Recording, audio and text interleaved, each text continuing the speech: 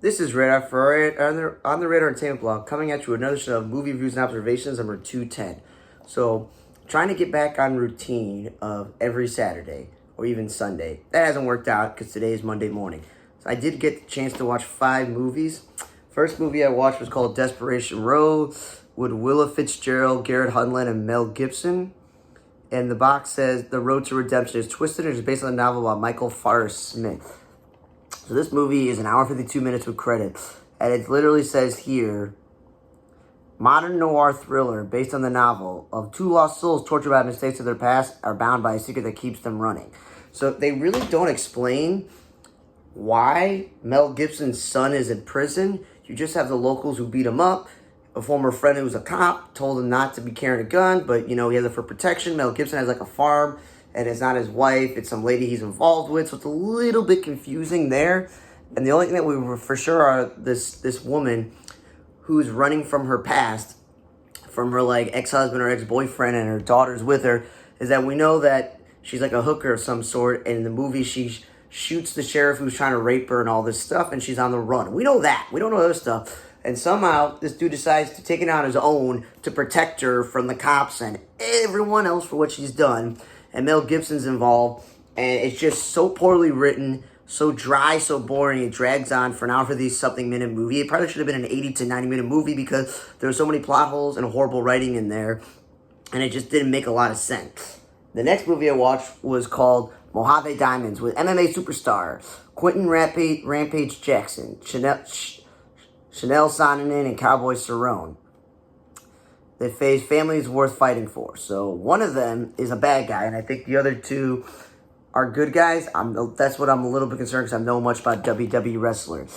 But what it is that Chael Sonnen is a former boxer or whatever, wrestler, and he gets involved with the other WD star, the big one with the beard, who bald head, and he asked him, you got to go and take these diamonds that I got, uncut diamonds, and you got to drive them from here, from like Vegas to like another country, to Mexico, whatever.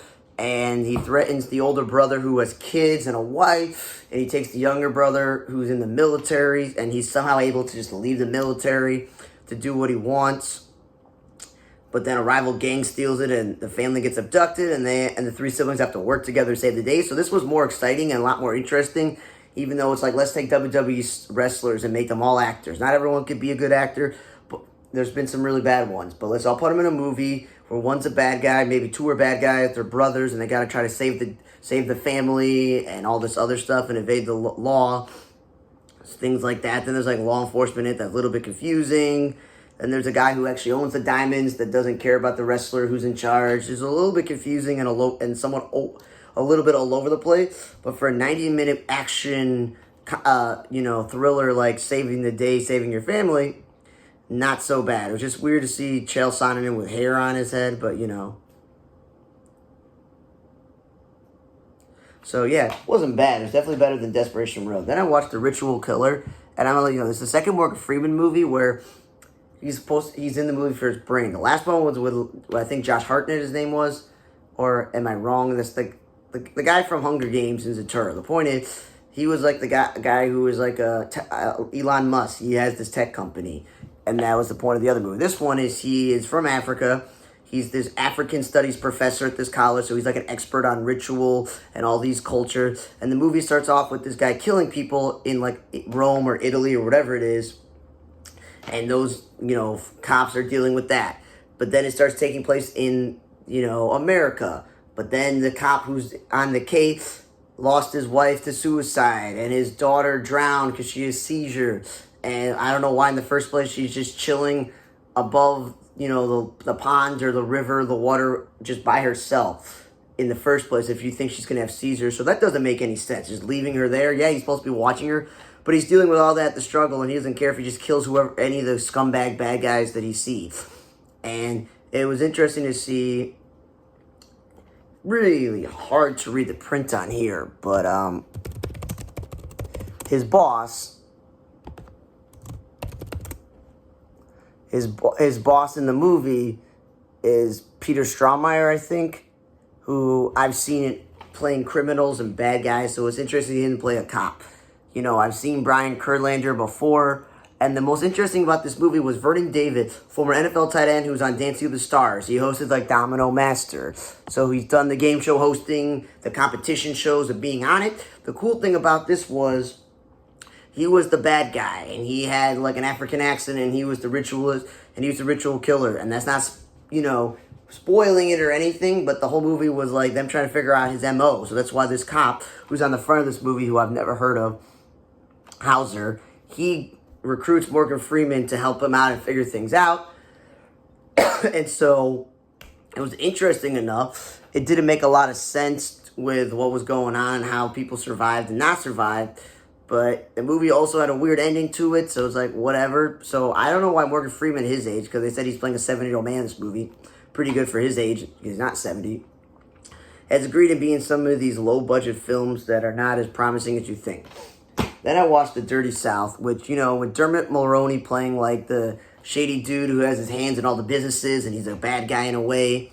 And Shane West is the drifter coming into town. And I'm glad that Willa Holland, who was on Arrow as a character that didn't exist in the comic books, because the fact is when Oliver Queen returned from the island, it was just him. His parents were dead. The company was his. He had no siblings. He was an only child, like Bruce Wayne. So Willa Holland played his sister, and she even suited up as an archer in the movie, in the TV show. So it was nice to see her post-Arrow in a movie. This movie also was an hour and 47 minutes, so it wasn't that bad. So the point is, Willa Holland's dad is like a drunk, alcoholic, drug addict, who somehow as a kid, I don't know if he had it through some lady years later, because it's confusing. Willa Holland's the mother of the kid or the sister. It was very confusing, that part. And where her mother was confusing, and it was a wasted trop in the movie to bring her in there. A wasted idea. And the opposite thing is that Dermot Mulroney son used to date Willa Holland. He came back after he had got this great degree and he was working in the Northeast. But then he's like, never mind, I don't want to be like my father. But he has a connection with Willa Holland. And then this like guy who just comes into town, drifter. He's like a career criminal, stealing things, knows career criminal. And he's trying to make a quick buck. And because Willa Holland's dad is like not paid the bank and is behind on payments, and he's using his money on drugs and alcohol and hookers and all this other stuff, the bar is in danger. So they have to get money, and she does everything possible. When she meets this guy, she realizes this dude is stealing from people, and he knows how to make money quickly. So the two of them, the whole movie, work together. So that was interesting. But it was kind of forced that the two of them are in relationship with each other, because it seemed like desperate times called desperate measures for her and stuff. So it wasn't that boring, wasn't that bad. It just was okay. It's nice that Willa Holland got to star in a movie, but, it was okay. And then I watched Freelance. I've had this for a while. It had John Cena, Alison Brie, Christian Slater, and Juan Pablo Raba. And this is what you call a typical action, comedy, adventure movie where you don't have to take it fully seriously, because it's not realistic, a lot of it, because a lot of it was like, yeah, that's not real. They should have died like 1,000 times in the movie.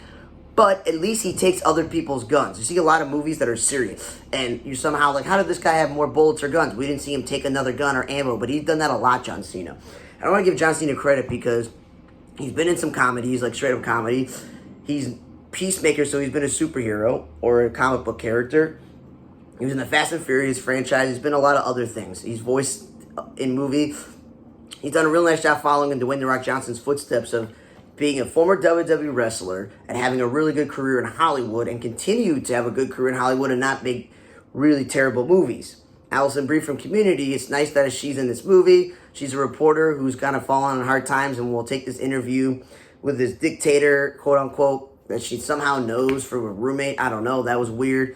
And Cena is a former military guy who had an injury, and it's an interesting premise of why he's back in this country, Moldova, whatever it was called, I don't know. And Christian Slater's his former boss in the military, and he recruits him because he's got a private contracting company. So that was an interesting thing. He's got a wife and kid. He was tired of being a lawyer, so he joined the military and that sort of thing. So the whole movie is he's there for protection for Alison Brie, and then all crap breaks out. And he's got to save her, but also he's stuck with this dictator, and he doesn't want to be with the dictator, obviously. So the whole movie is the three of them trying to survive an attempt on the guy's life. And so it's interesting with a coup breaking out And again, barely an hour and 47 minutes. The credit scene has a lot of outtakes on it because you could tell this movie is the most serious. So I will just say this overall. It's an enjoyable movie. You laugh a few times. You take it seriously. There's a lot of action and adventure in this movie. And if it was from the director of Taken, I can understand why this movie was a pretty good movie to watch. So I like this one. It was probably the best movie I watched this week. And I will say that Mojave Diamonds, even though it was not the best script and not the best acting, it was still a fun movie to watch. I'll just say, don't waste your time with Desperation Road or The Dirty South. They're like these two really boring dramas. One's an hour 50, one's an hour 40. That even if there's big-time actors in the movie like Dermot Mulroney and Mel Gibson, you know, it's a waste of time. And even though Morgan Freeman's in this movie, Rachel Killer, and Vernon Davis, I'm really happy this football player is now getting to be in big-time acting role. It was okay. Thank you again for listening to another edition of Movie Observations number 210. For On the Entertainment Blog, I'm Radar. See you guys next time.